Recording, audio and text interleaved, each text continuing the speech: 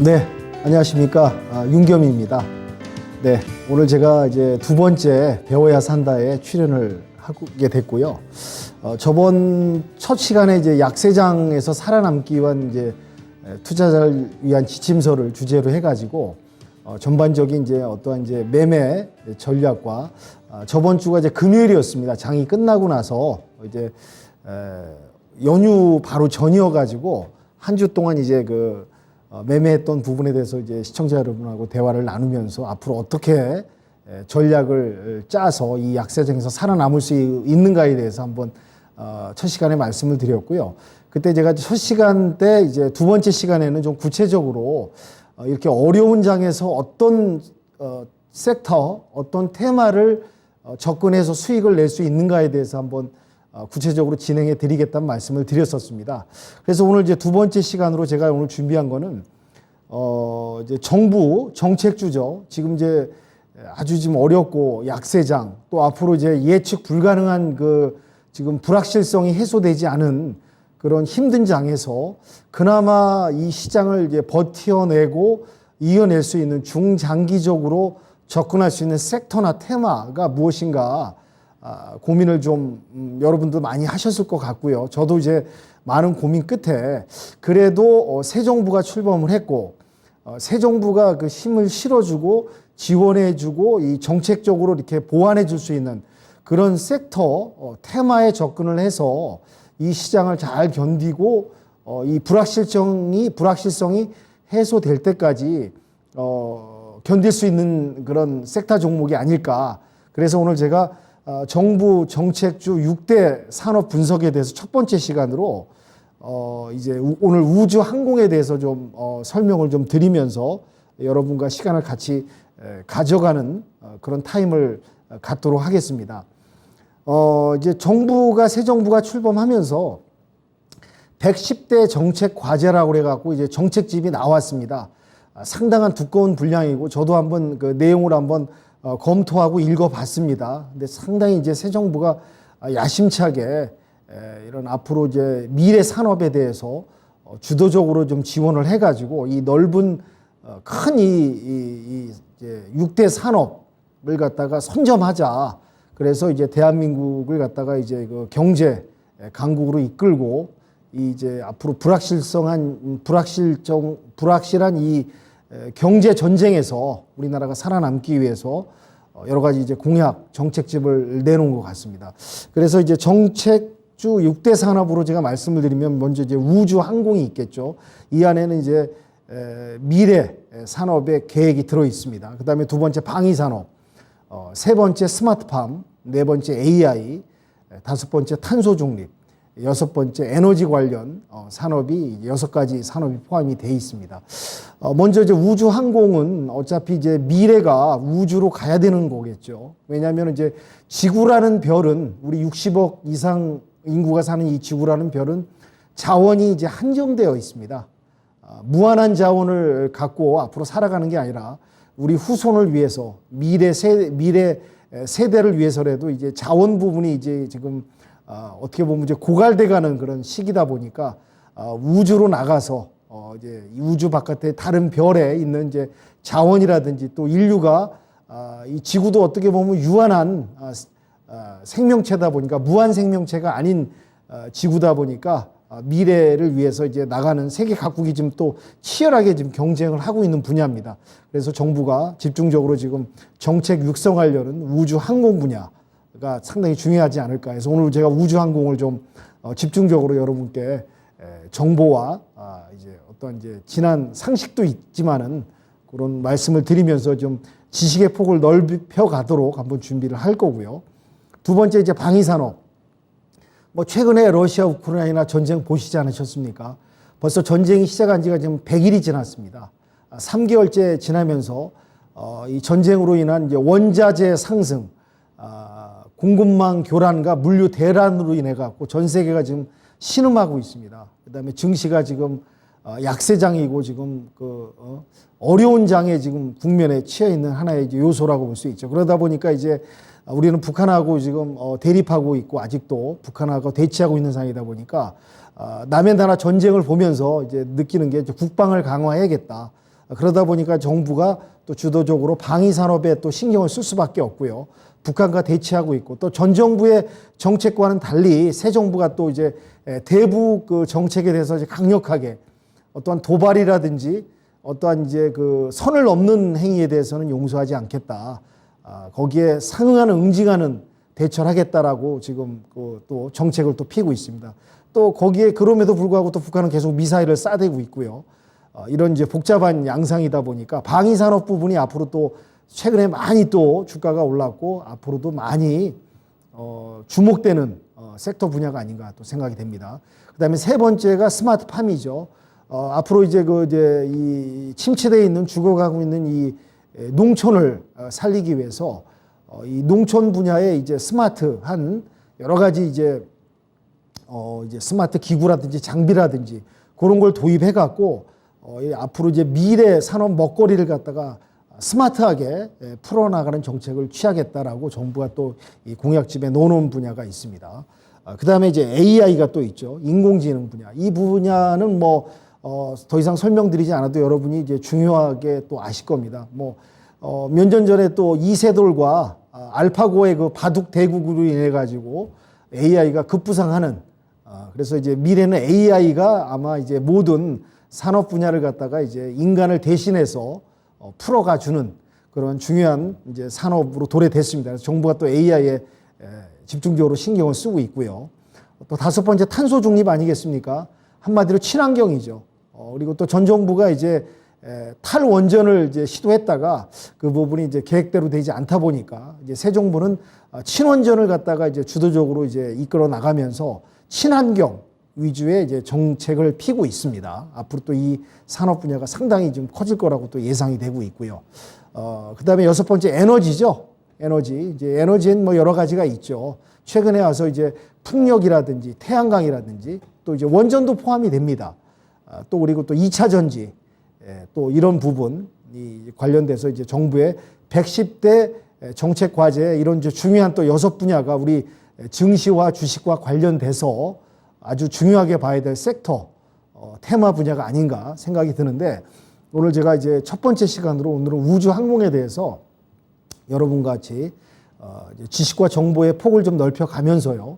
또 그리고 또 너무 딱딱하지 않게 우주 항공이라고 해서 너무 또 뭐 주식과 관련된 어려운 용어를 쓰기보다는 여러분들한테 이런 이제 배워야 산다 시간을 통해서 지식도 드리고 정보도 드리지만 또 지난 역사 우주 항공이 또 어떻게 최초에 이제 태어나가지고 지금까지 오게 된 그 과정, 연역에 대해서도 좀 설명을 드리면서 그런 이제 재미난 부분도 좀 요소를 가미했고요.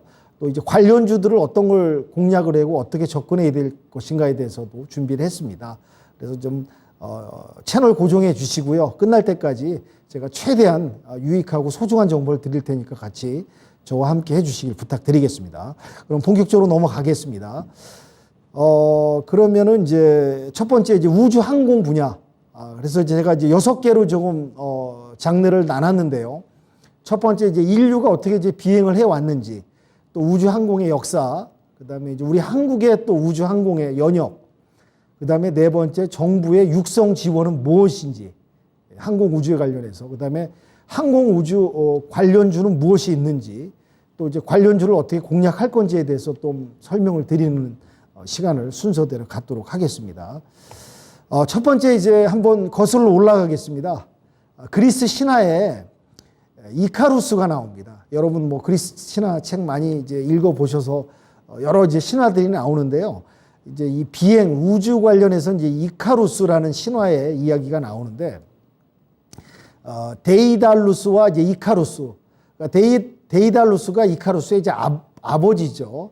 아버지인데 이제 이카루스가 이제 이 창공을 하늘을 날고 싶은 욕망이 있어가지고 아버지가 이제 데이달루스가 도와줘서 이제 하늘을 날게 됩니다.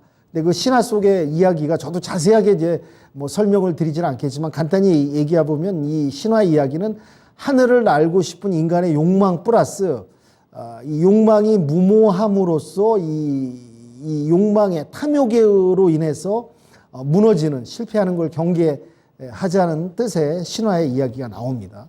그래서 이제 아버지가 데이달루스가 이제 이카루스한테 하늘을 날되 너무 높이 날지 마라, 태양 가까이 날지 마라라고 이제 주의와 경고를 했으나 이카루스가 높이 날고 싶은 욕망 때문에 태양 끝까지 갔다가 이게 모든 이게 신체가 녹아내리는, 그럼으로써 그 꿈이 이제 좌절되면서 거기서 이제 신화가 끝난다는 이런 이야기가 있습니다. 그래서 이제 여기에는 이제 욕망의 무모함을 경계함과 인간의 이제 창공과 우주를 향해서 날고 싶은 욕망이 이제 대립되는 그런 신화 이야기가 나옵니다.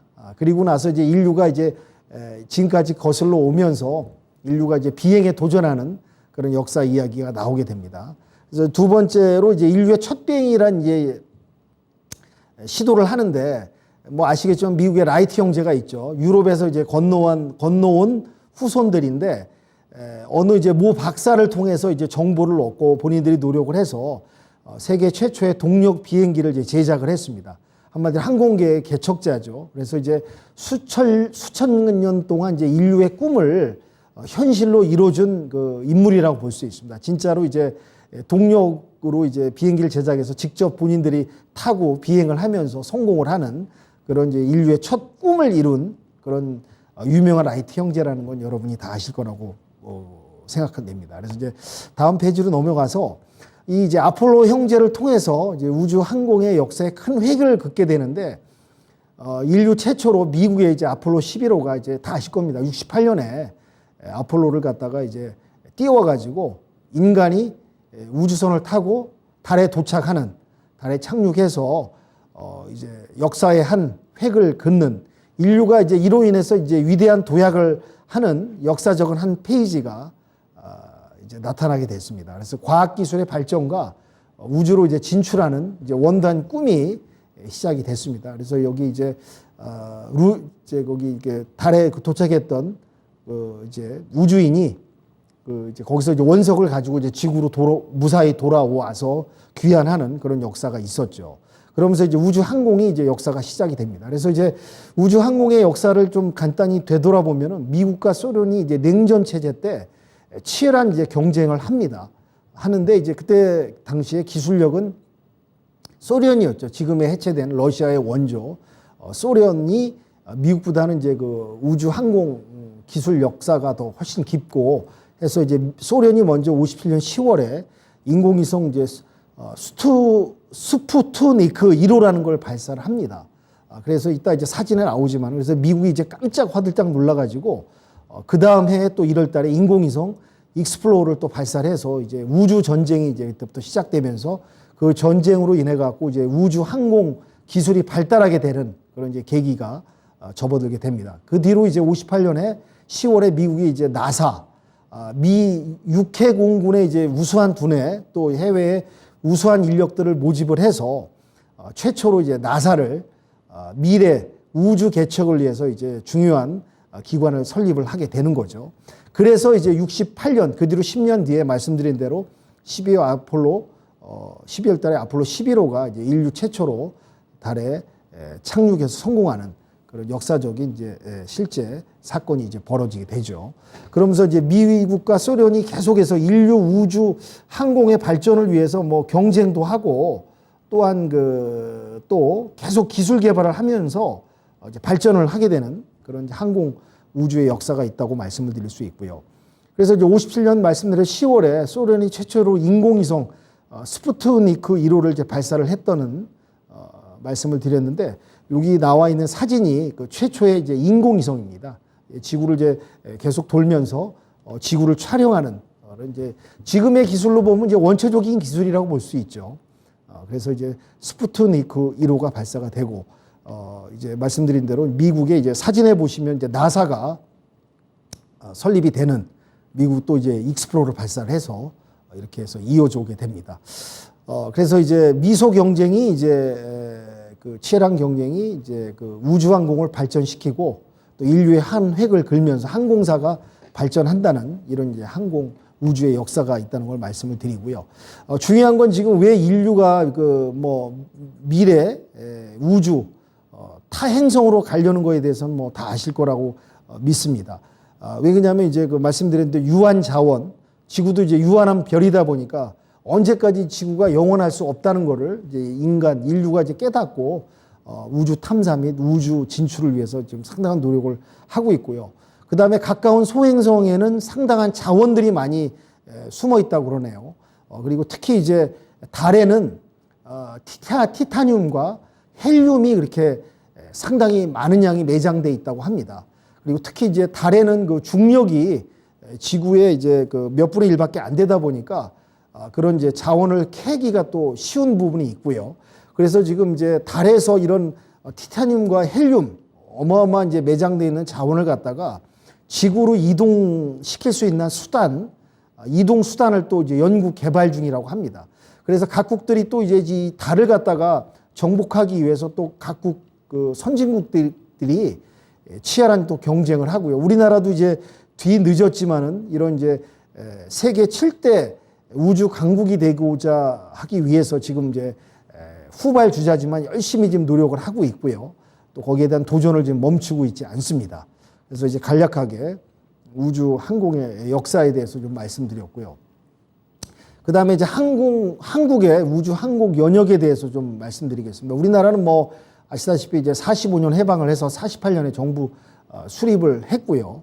그 다음에 뭐 아무런 이제 자원도 없고 뭐 국방력도 약하고 모든 게 이제 부족한 빈곤 국가였죠. 그러다 보니까 이런 우주 항공을 생각한다거나 꿈꾼다는 건 뭐 상상조차도 못하던 시절이었는데 다행히 58년에 최초로 이제 국방부 주관 하에 국산 로켓 실험을 발사를 하게 됩니다.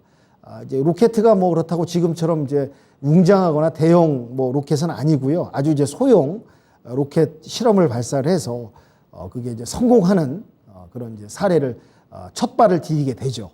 그 뒤로 이제 1970년대에서 80년대에 넘어와 가지고 이제 그때가 이제 박정희 정부였죠. 박정희 대통령이 이제 국방, 과학 기술에 상당한 관심을 가지셨고 또 이제 북한과 대치하다 보니까 자주국방, 물론 미국의 이제 그 한미 상호 방위 조약에 의해서 이승만 정부 때 그게 이제 이승만 대통령이 이제 주도적으로 이제 관철을 시켜서 한미 상호 방위 조약 하에 미국이 우리나라를 이제 국방적인 면으로 이제 보호하고 그런 면은 있었으나 이제 박정희 대통령이 이제 자주국방을 내세우고 상당히 이제 방산 분야에 대해서 이제 심혈을 기울이고 또 이제 예산도 많이 투입하고 그러다 보니까 그 박정희 정부 때 상당히 국방력이 강화되는 그런 사실은 이제 중장년 투자자 분들은 거의 다 아실 거라고 저는 생각이 됩니다. 그래서 그때 7, 80년대 과학기술처를 이제 설립을 했죠.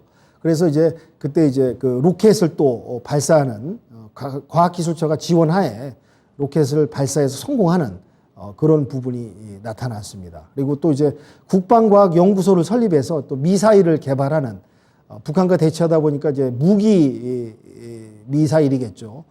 그걸 이제 개발, 연구, 지원, 박차를 또 가해갖고 상당히 이제 그때 방위 산업이 눈부시게 발전을 합니다. 그래서 이제 정말 그때는 이제 뭐 우리 예비군들도 그때 시절에 많았었고요. 또 군인들도 또 상당히 국방을 갖다 튼튼히 했었고 국방이 우선이었고 또 이제 반공이 철두철미했기 때문에 그때 이제 미국의 도움도 있었지만은 우리가 또 이제 월남전에 진출해가지고 월남전에 이제 파병을 해가지고 참 우리나라 군인들이 거기서 이제 맹활약하면서 한국군의 위상을 전 세계적으로 또 알리는 그런 또 계기가 됐었고요. 그래서 7, 80년대 이제 이 부분을 말씀드린 게 항공 우주의 이제 연역에 있어서 아주 그 핵심적인 시기였다. 그때가 이제 어떠한 우리 항공 우주가 지금 이제 눈부시게 발전할 수 있었던 하나의 역사적인 하나의 그런 분기점이었다라는 부분을 말씀을 드리고자 이 부분의 연역에 대해서 설명을 드리고 있습니다. 그래서 이제 80년대를 지나서 이제 1990년대 와서 92년에 최초로 인공위성 우리별이 발사가 됩니다. 그래서 이제 우리별이 이제 발사를 띄워가지고 이제 지구를 돌면서 인공위성에서 이제 사진도 촬영하고 여러 가지 중요 정보도 해서 이제 정보를 또 이제 지식 데이터베이스화 해가지고 그걸 갖다 이제 활용하는 그런 시대까지 이제 오게 된 거죠. 그래서 그 뒤로 이제 2000년도에 들어와서 우주센터가 또 이제 설립이 됩니다.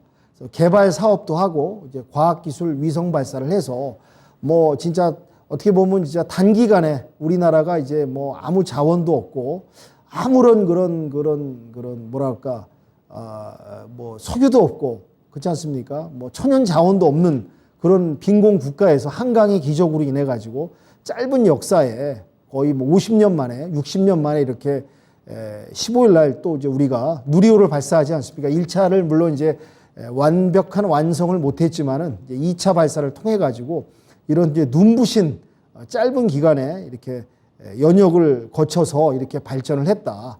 이 부분에 대해서는 참 이 대한민국이란 국민의 한 사람으로서 진짜 좀 뿌듯하고 감개무량하다는 걸 여러분도 느끼실 겁니다. 그래서 이제 50년대부터 2020년까지 이렇게 항공 우주의 우리나라의 연역에 대해서 한번 좀 이해를 구하고 어떻게 이제 우리가 여기까지 왔는가에 대해서 한번 설명을 드리는 시간을 가졌습니다. 그래서 또 2010년대에 들어와서 나로 발사 아시지만 이제 아리랑 3호 우주 개발을 갖다 중장기적으로 계획을 세워서 이제 우주 개발 선진화에 이제 그 첫 발을 디디게 됩니다. 그리고 이제 앞으로 달 탐사까지 진출하겠다는 또 계획도 세우게 되고요. 그리고 또 이제 기상 관측 위성을 보유하는 국가가 됐습니다. 뭐 2000년대에서 2010년대로 넘어오면서 이제 어마어마한 진짜 이 정말 단시간 안에 상상을 뛰어넘는 그런 발전을 이루게 된 거죠.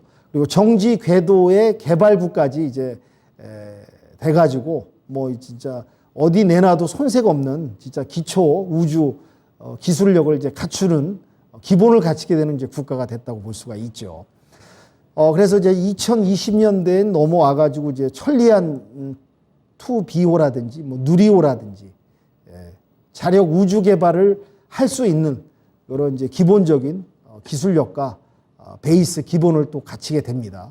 그래서 이제 이런 부분은 이제 그 이제 시초에 이제 말씀드린 대로 1960년대 58년에 이제 최초 미사일 발사를 통해서 여기까지 온 건 70년대 특히 박정희 정부 때 이제 자주국방 말씀드린 대로 어떤 이제 로켓 기술, 방위 산업을 상당히 육성 기술 지원을 하고 갖다 키우다 보니까 이제 그런 계기를 통해서 이렇게 80년대, 90년대, 2000년대, 2010년대, 2020년대까지 와서 지금의 이런 눈부신 성장을 하지 않았나 그렇게 평가가 될 수가 있겠습니다. 그래서 이제 서두에 말씀드린 이제 인류가 어떻게 이제 우주 비행 도전까지 왔는가 간략히 말씀드렸고 우리나라의 이제 우주왕국의 연역에 대해서 말씀을 드렸습니다. 그래서 이제 이 부분은 뭐 상식적으로 여러분들도 다 아실 거라고 생각이 됩니다.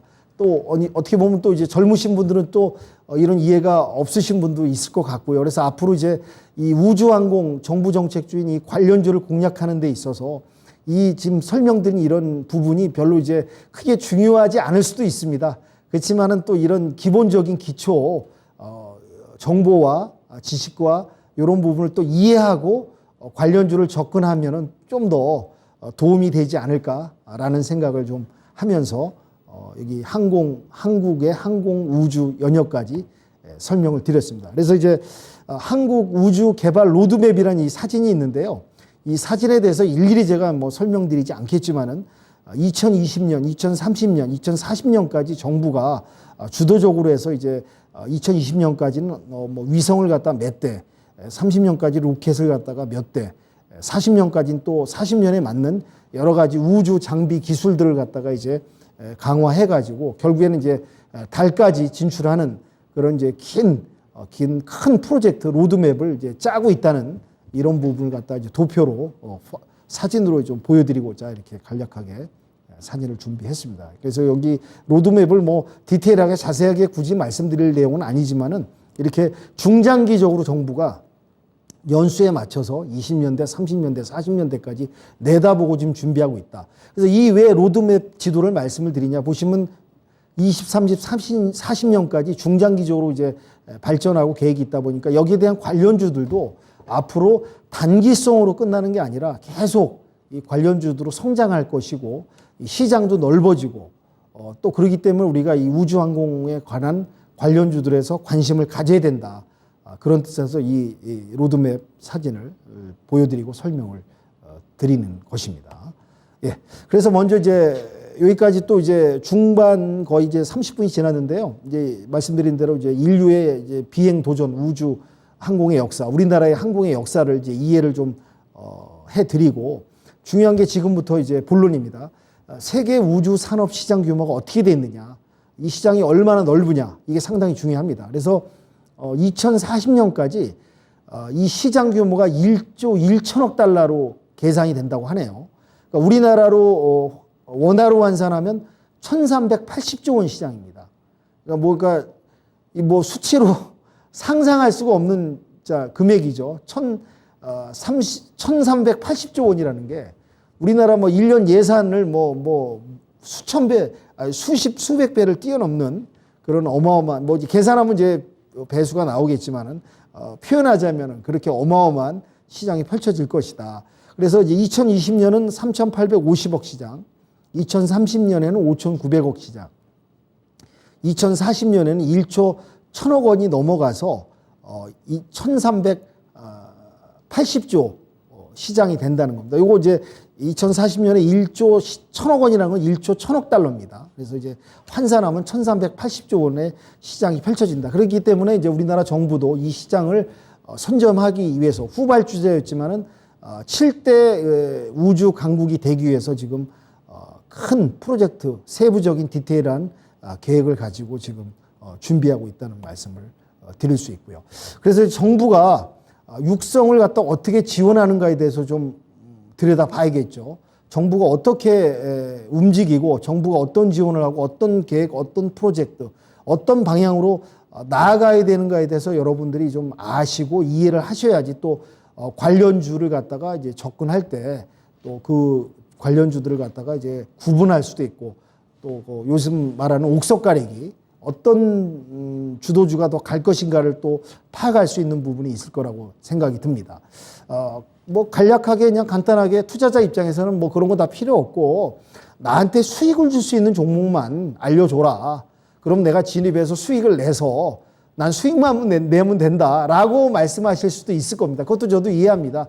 어차피 이제 전문가라는 사람들은 투자자 여러분들한테 이제 좋은 종목을 제시해주고, 뭐 지니까, 청산가 이렇게 알려줘서 수익만 나면 되겠죠. 그렇지만은 투자자의 그 올바른 그런 저도 자세는 아니라고 봅니다. 내가 사는 종목이 어떤 종목이고, 이 종목은 앞으로 미래가 어떻게 펼쳐지고 어떠한 발전 가능성이 있는가를 좀 면밀히 아시고 선택을 해야 되지 않을까. 그런 말씀이 있습니다. 이제 그 피터 린치, 미국의 이제 워런 버핏과 어깨를 나란히 하는 피터 린치 교수가 있죠. 은퇴하신 분이죠. 주식계에 살아있는 전설이고 유명한 말씀을 했습니다. 여러분 투자자 여러분이 집을 살 때는 뭐 몇 달을 고민하고 또 심지어는 1년까지 고민하면서 이렇게 종목을 주택을 구입하는데 많은 시간과 연구와 면밀한 그 분석을 통해서 이제 집을 사는데, 내가 사는 주식 종목은 뭐 어떻게 보면 단 1분도 심사숙고하지 않고 그냥 단 뭐 1초에서 10초 안에 선택을 해서 매수를 하고 매도를 한다. 그런 얘기를 하지 않습니까? 그러니까 제가 지금 말씀드리는 부분이 뭐냐, 같은 맥락입니다. 이 주식을 투자할 때, 종목을 선택할 때 내가 왜 이 종목을 선택하는지, 이 기업이 무엇을 하는 기업이면서 어떤 지금 상황이고 어떤 미래로 나고 어떤 발전 가능성이 있느냐, 그런 걸 이제 면밀히 파악을 해야겠죠. 그래서 이제 제가 말씀드린 항공 우주 종목들도 왜 정부가 이걸 지원을 해주고 정부가 어떤 정책 지원을 해서 성장 가능성이 있는가 알고 접근해야지, 단지 뭐 우주 관련해서 어떤 종목 지니까 알려주고 들어가서 난 수익만 내면 된다. 물론 수익만 내면 좋죠. 좋지만은 말씀드린 대로 이렇게 왜 들어가야 되는지 분석과 정부가 왜 지원하는지에도 관련성을 좀 알고 진입하시고 선택하시면은 중장기적으로 또 더 큰 수익을 낼 수도 있고, 미래 발전, 투자자 여러분이 또 미래 발전적으로 또 성장하실 수 있으리라 생각돼서 이렇게 설명을 드리도록 하겠습니다. 그래서 정부가 이제 육성하는 지원이 어떤 점이 있느냐. 지금 이제 이 항공우주가 문제점이 뭐가 있냐면은 국가적 지원이 부족합니다. 첫째는. 그래서 지금 이제 예산도 많이 늘리고 민간 위주로 이제 그 시장을 갖다가 이제 확대시키려고 지금 정부가 노력을 하고 있고요. 그동안 이제 컨트롤 타워가 부재했다는 점, 주도적으로 이 항공 우주 산업 분야를 이끌어갈 컨트롤 타워가 부재했다는 부분에 이제 자각과 각성을 하고 정부가 손발을 벗고 뛰어드는 것입니다. 그리고 그동안 이제 투자도 부족했고 인프라도 부족했다는 부분, 그게 이제 문제점이었고요. 시장 규모에 비해서 이제 생태계 성장이 느리다는 거, 이런 게 이제 문제점이었기 때문에 이 문제점을 파악하고 지금 풀어가고 있습니다. 그리고 또 이제 우주항공의 강국인 뭐 미국, 러시아, 중국, 프랑스, 일본에 비해서 상대적으로 지금 투자가 너무 적습니다. 투자가 너무 부족하고요. 미국 같은 경우는 이제 우주항공에 518억 달러를 지금 투자한다고 하네요. 연간이겠죠. 중국은 또 134억 달러, 프랑스는 37억 달러, 일본은 31억 달러를 이제 투자하는 것에 비해서 우리나라는 이제 얼마 안 됩니다. 6억 달러. 아주 이 뭐 강국에 비해서는 뭐 속된 말로 표현하자면 세 발의 피죠. 그 정도밖에 지금 투자를 못 하고 있는 부분. 그래서 이제 새 정부가 이런 이제 문제점을 인식하고 이제 강력한 정책 드라이브를 걸어서 우주 항공을 육성하겠다라고 지금 뛰어들고 있습니다. 그래서 이제 그동안 여기 이제 그림을 보시면 이제 정부가 이제 최근 2020년까지 이제 이 각 전 정부들이 계속 이게 육성 지원 정책을 해서 그나마 그래도 우리나라가 이제 짧은 기간에 눈부신 성장을 했기 때문에 그래서 성과가 많이 나왔습니다.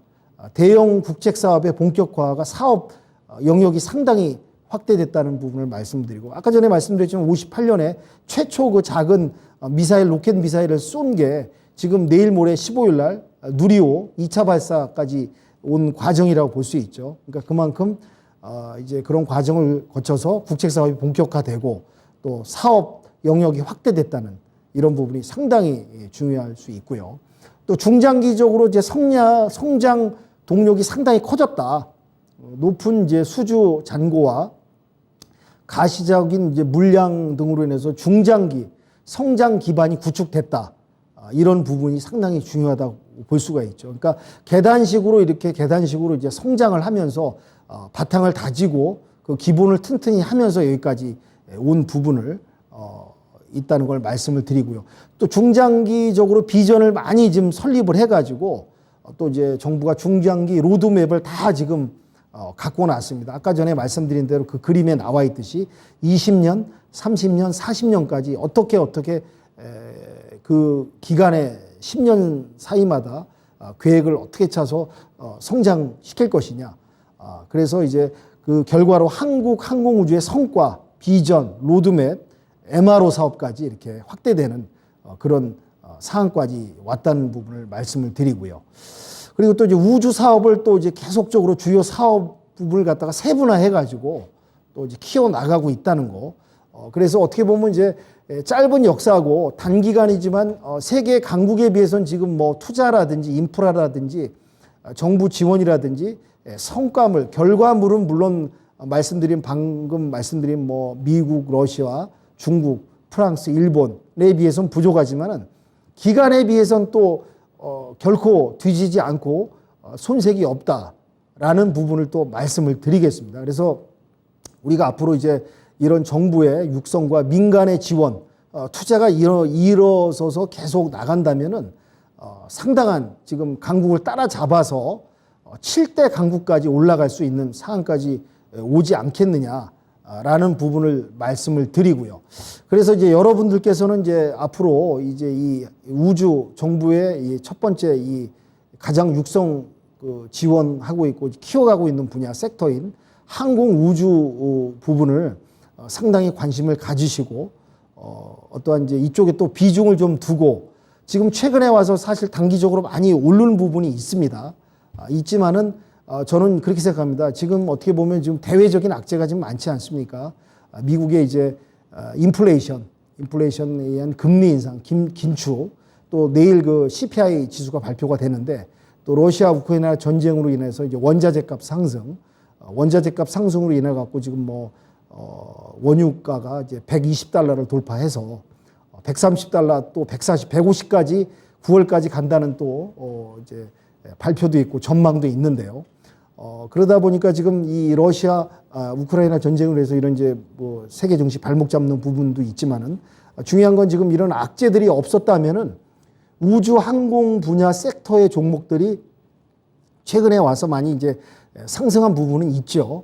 그 상승한 부분은 있는데 이런 이제 악재들이 없었다면 지금 뭐 더 많이 급상승하고 상당히 지금 뭐 더 고점이나 상한가에 선반영이 돼서 왔을 수도 있습니다. 그렇지만 이제 이게 역발상이라고 그래갖고 반대적으로 생각해 보면 이제 그런 악재들이 이제 상승을 물론 선반영돼서 많이 이제 올라와 있는 부분도 있는데 역발상으로 그런 부분이 이제 증시에 이제 악영향이면서 발목을 잡다 보니까 아직은 더 성장할 수 있는 여력과 모멘텀과 또 성장할 수 있고 올라갈 수 있는 그 부분이 더 남아 있다.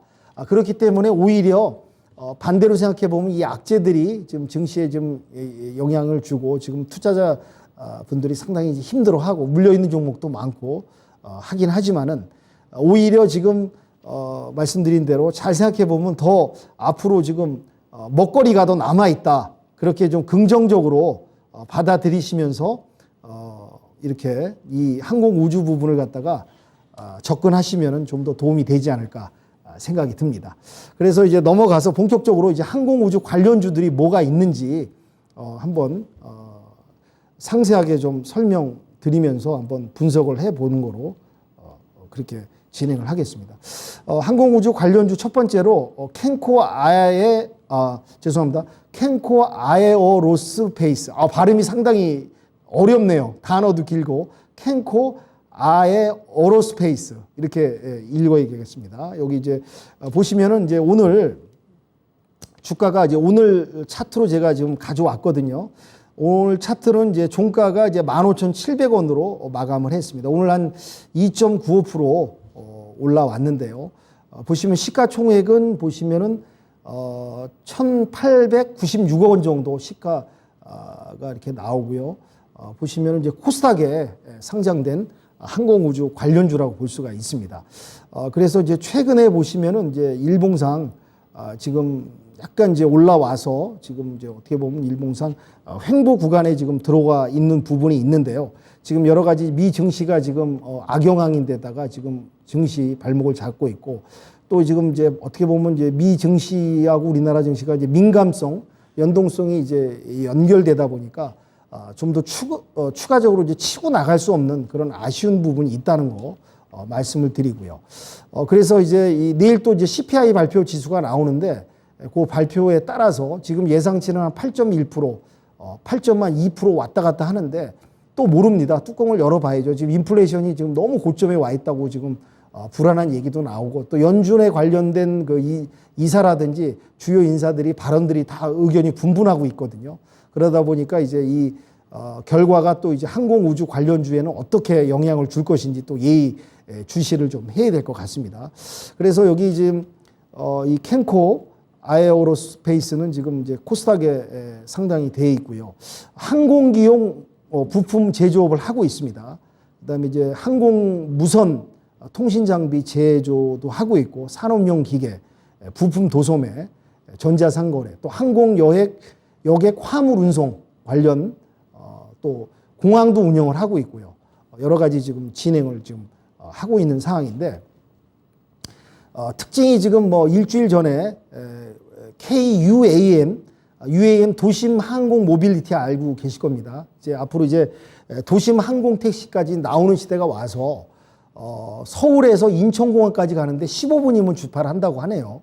그러니까 도심의 빌딩을 이렇게 관통하지 않고도 도심의 외곽을 이제 우회해서도 15분이면 도심 항공 택시를 타고 인천공항까지 15분에 주파할 수 있는 그런 시기가 온답니다. 그래서 이제 KUAM, 한국 UAM 이 그랜드 챌린지 실증 사업이라는 이런 이제 사업에 또 이 회사가 참여를 해서 주가가 상당히 상승하고 있다.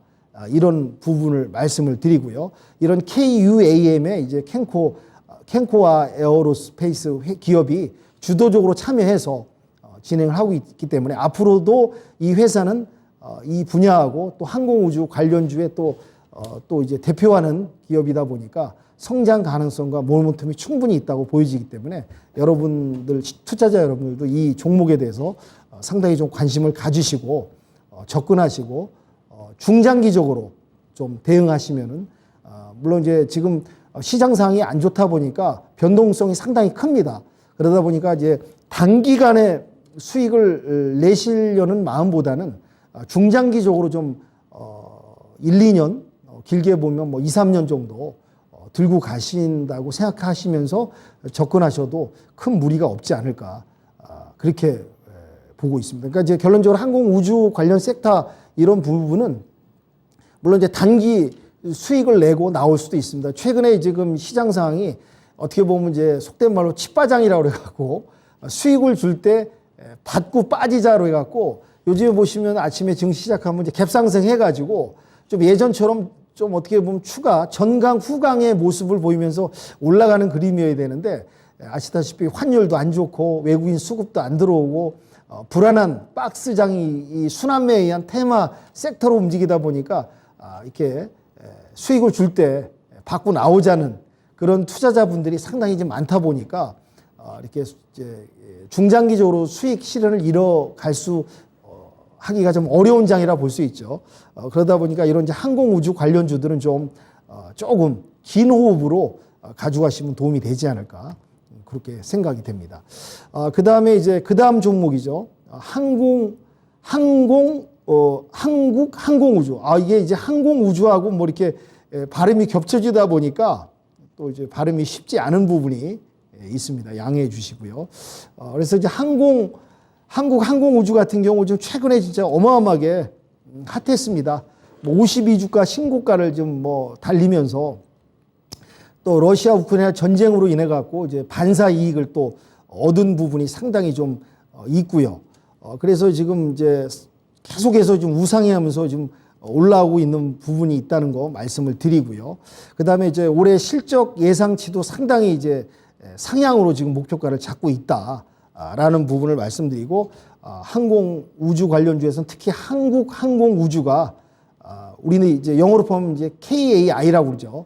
이 기업이 상당히 앞으로도 또 전망이 좋고, 물론 상당히 좀 올라와 있는 부분이 있지만은 고점까지 갈 수 있는 충분한 성장 모멘텀이 있다고 보여지기 때문에 중장기적으로 접근하셔도 문제가 없다 생각이 듭니다. 이 종목은 이제 코스피에 상장이 돼 있고요.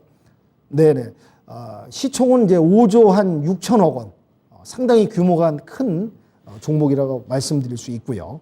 그래서 이 항공우주도 계속 유심 있게 지켜보시면서 중장기적으로 접근하시는 것을 추천드리도록 하겠습니다. 그 다음 종목은 이제 인텔리안 테크란 종목인데요. 이 종목도 이제 코스닥에 상장이 돼 있고요. 최근에 또 많이 또 상승한 모습을 좀 보이고 있는 부분도 있습니다. 그래서 이 종목도 관심 있게 한번 지켜보시고요. 시총은 이제 7,815억 정도라는 걸 말씀드리고, 이 종목은 좀 제가 좀 비중 있게 보는 종목은 아니다 보니까 이건 이제 항공우주 관련주로서 하나 넣어드렸고요. 다음 종목으로 한번 넘어가겠습니다. 또 AP 위성이 있습니다. AP 위성도 보시면은 이제 코스닥에 상장이 되어 있는 기업이고요. 항공우주 관련 종목으로 상당히 요새 좀 부각을 받고 있습니다. 그래서 지금 특히 이제 지금 이번에 또 이제 발사하는 누리호 관련해서 이 기업이 상당히 이제 관련 기술이 지금 연관이 돼 있고요. 시총은 한 2,060억 정도 갖고 있습니다.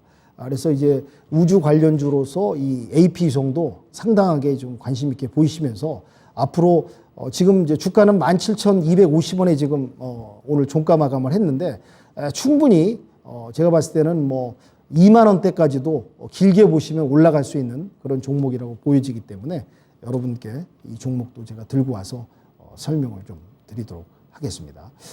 그 다음에 이제 제가 또 관심 있게 본 종목은 이제 세트렉아이죠. 세트렉아이 한번 설명을 드리겠습니다. 세트렉아이도 이제 코스닥에 상장된 기업이고요. 시총은 한 4,456억 정도 달리고 있습니다. 그래서 지금 보시면 오늘 이제 종가 마감이 49,000원 정도 마감을 했는데, 전 고점은 한 5만 원대까지 올라와 있던 부분이 있었는데 지금 이제 최근에 와서 이제 하락하다가 이제 횡보하면서 지금 4만 9천 원대 지금 와 있는 부분인데, 세테레가의 특징은 지금 보시면 이제 네이버와 클라우드 기반의 이제 위성 서비스를 시작을 했습니다.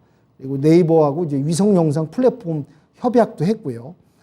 네이버하고 손잡고 가고 있다는 게 상당히 좀 특징이고, 그러다 보니까 또한 이제 그 신한금융 투자에서 세테라가의 우주 개발 예산 증가의 수혜가 전망이 밝다고 또 보고 있고요. 그래서 이제 이 세테라가이도 앞으로 성장 가능성하고 성장 모멘텀, 또 네이버하고 손잡고 움직이는 부분, 이런 부분에 있어 갖고 추가 상승 여력이 있기 때문에 또 투자자 여러분들께서 세테라가이도 좀 관심 있게 보시면서 접근하시면 도움이 되지 않을까 그렇게 생각이 됩니다. 다음 종목 한번 넘어가 보겠습니다. 지금 뭐 최근 시장에서 지금 뭐 핫한 종목 아니겠습니까? 하나 에어로페이스. 예, 지금 뭐 최근에 와서 상당히 지금 성장을 하고 주가도 많이 오르고요.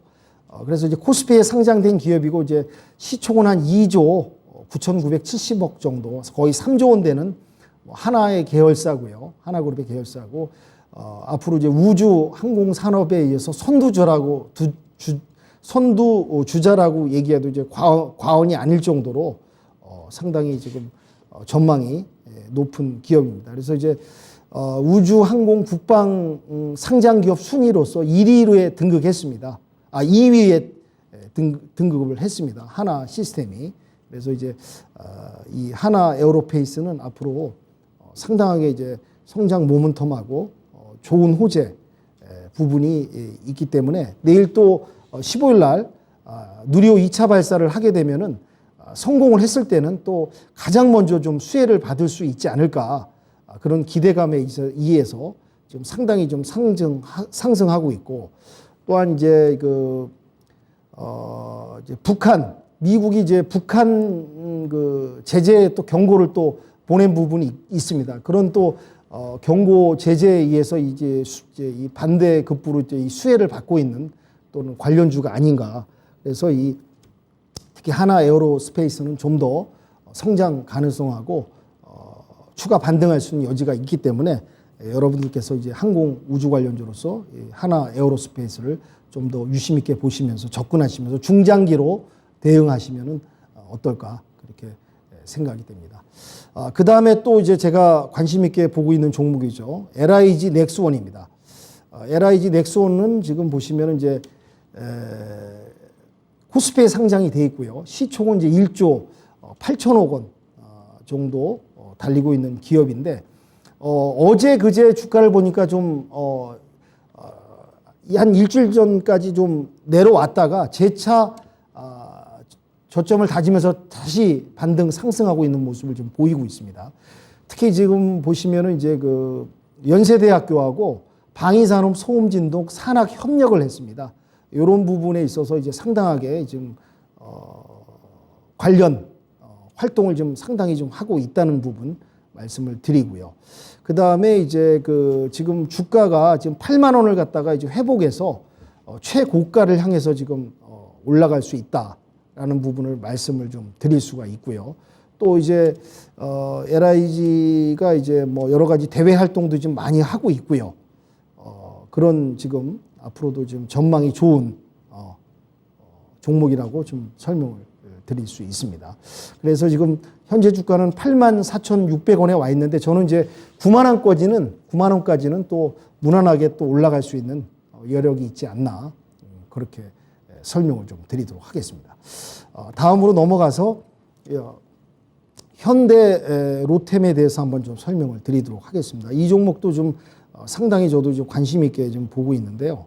현대 로템 보시면은 이 종목 같은 경우도 이제 코스피에 상장이 돼 있고, 지금 보시면은 시총은 한 2조 4,939억 원 정도 달리고 있는데, 지금 오늘 종가는 22,850원에 마감을 하면서 한 8.55% 상승을 했습니다.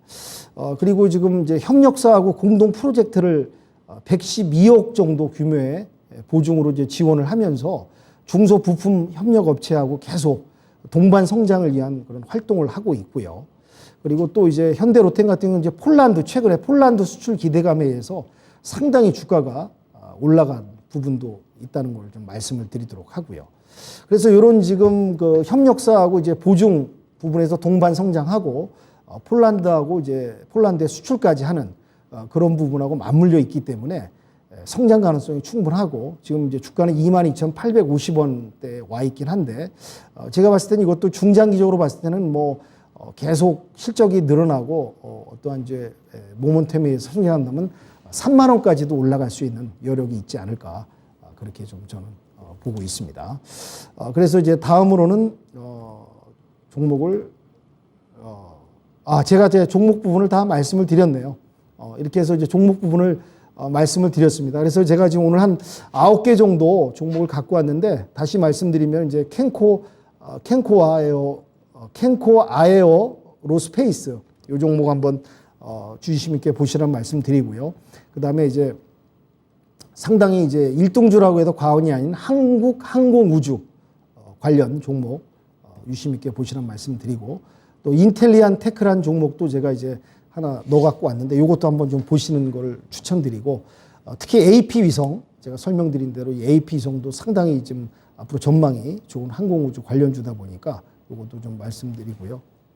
네네. 세트레가이, 하나 에어로페이스 상당히 핫한 종목이죠. 그 다음에 LIG 넥스원, 현대로템까지 제가 간략하게 설명 마무리 말씀을 드렸습니다. 그래서 오늘 지금 뭐 항공우주 관련해서 제가 뭐 인류의 항공우주의 역사부터 해갖고 미국과 소련의 항공우주 경쟁, 우리나라의 항공 발전 역사, 그리고 정부가 왜 이 항공우주를 갖다가 이제 집중적으로 육성 지원한가에 대해서도 설명을 드렸고요. 또 여기에 대한 관련주도 말씀을 드렸고 이렇게 해서 진행을 했습니다. 그래서 오늘은 이제 이 정도 말씀을 좀 드리고요. 다음 이제 배워야 산다 두 번째 시간에는 또 이제 정부 정책주인 이제 방위산업 정책 종목 관련 섹터를 제가 또 준비를 하도록 해서 여러분께 작지만 소중한 정보하고 좋은 종목으로 좀 안내 말씀을 드리고요. 잠시 후 제가 또 이제 7시 10분부터 이제 항공우주 관련주에서 또 추가 보충 설명도 드리고 오늘 뭐 시황이라든지 앞으로 또 전망이라든지 어떻게 시장을 대응할 것에 대해서 설명을 드리는 시간을 갖도록 할 테니까 공개 방송 시간에도 참여해 주셔서 저랑 함께 해 주시길 부탁드리고요. 1시간 동안 제 부족한 설명 열심히 들어서 너무 감사하다는 말씀드리고 다음에도 정보를 알차게 준비해서 다음 시간에 또 찾아뵙도록 하겠습니다. 편안한 저녁 시간 되고 다음 시간에 찾아뵙도록 하겠습니다. 감사합니다. 윤겸이었습니다.